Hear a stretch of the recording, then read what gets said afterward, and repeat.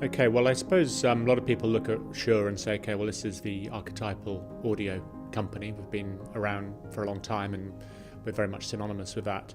But I think we're undergoing a period of huge transition at the moment because, of course, yes, we have all of those audio engineering expertise, but we're bringing more and more intelligence into our devices and developing more and more capabilities which really sit outside of that traditional audio space.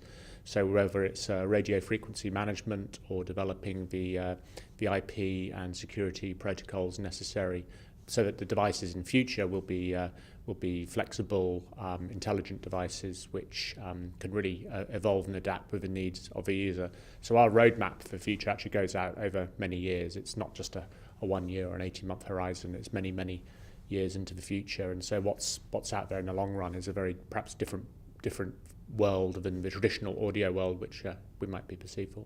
So in terms of who we're selling to, it isn't just the AV or the IT worlds as such. Certainly they are converging, and certainly we're both types who are very much involved in either deciding or influencing the purchase decision. But beyond that, there's a great deal of interest and pull from what we may say as the end users.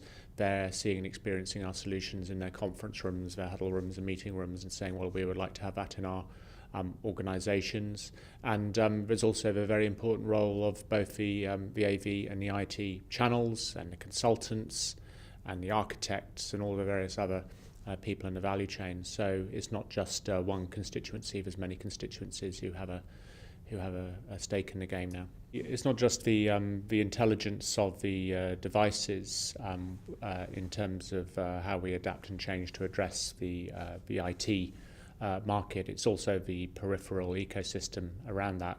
So whether it's applications for the online monitoring and management and control of the devices, to having having the devices as internet addressable solutions in their own right. So there's a whole change in terms of what actually the proposition is from what it used to be.